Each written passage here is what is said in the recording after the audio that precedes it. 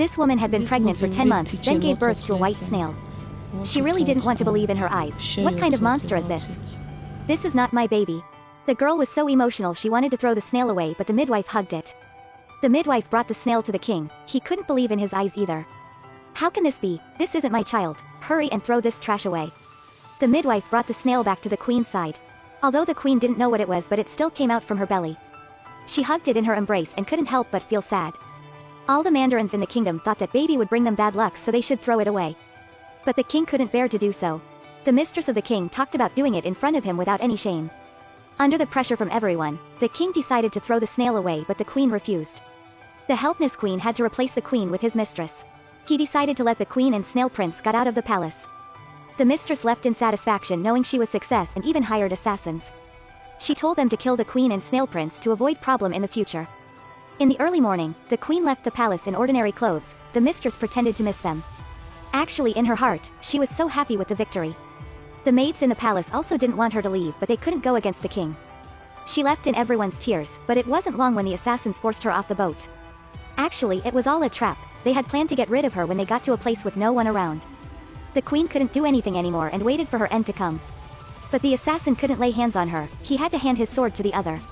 The other was so ready to end her right there, but when he held the sword high, it couldn't move. Seeing his subordinates so useless, the leader decided to do it himself. But when he was about to do it, the snail glowed. The leader couldn't control his sword either. Haven't seen anything like this before. They had to run back to the palace. Getting away from danger, the queen hugged her snail son, but there was no way for her to go. At the same time, the mistress gave birth to a princess. She got a higher position now. The queen with her son kept walking around and found anything she could eat for a few days. That day she met an old married couple. With their kind help, she finally got a place to rest.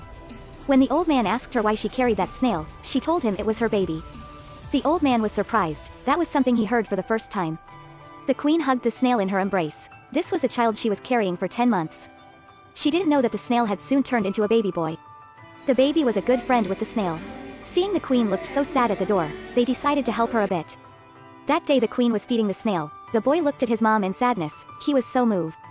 When the mother wasn't home, he and his snail had prepared the food and out fruits on the tray. When his mom and the married couple came back, the meal was ready. There was also fruits beside the snail. To make things clear about this, the next day, the queen went to work but came back earlier than usual.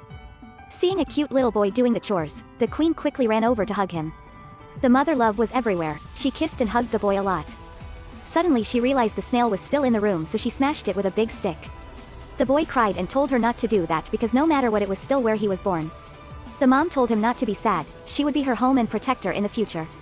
The little boy was humble and polite. The old married couple also adored him. The queen cried tears of joy. After all this time, she finally stopped being alone. But the mistress guards was also looking for them and saw their queen with another boy. They quickly came back to inform everything to the mistress. The devious mistress told them to handle that. The queen did everything to raise him into a good person. The boy was also very smart. That day, the queen went to the market with old married couple to sell vegetables. Seeing the boy was playing with clay, the leader came up and took him away. The boy tried to fight back, but there was no use. The three brought him to the wood. They covered his mouth and put him in the river. They wanted to handle him there. The leader told his subordinates to do it, but just like before, he couldn't do anything. In the end, he still gave up and let the other do it. The other covered his face, but it was still no use. He screamed in anger. It was like the kid had some kinds of magic that they couldn't do it. At the same time, the queen came back home and didn't see her baby boy anywhere. She quickly ran everywhere to find him but couldn't no matter what. On the other hand, the leader wanted to do it on his own, but it was still no use.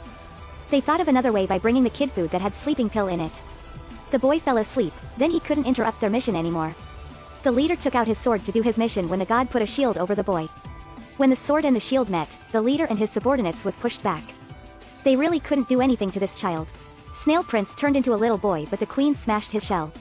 Then the prince was taken away by the mistress guard, but God was always around to protect him. Because of that, they couldn't do anything to the boy. They were even hurt badly. They had to take him away with them. Sitting on the guard's shoulder, the boy grabbed his big ears like he was riding a horse. The leader suddenly brought an elephant over so it could step on the boy. The boy who was tied up got scared and cried out loud. The aggressive elephant held up one leg to smash him. In this dangerous moment, the god appeared again. He controlled the elephant. It looked at the boy and left in fear. There was no other way. The leader had to bring him back. The three kept switching to carry him. On the way back, the boy kept crying. To avoid him running away, they tied him to a tree. The night came, a tiger appeared but it didn't harm the kid, instead he sat near him to protect him.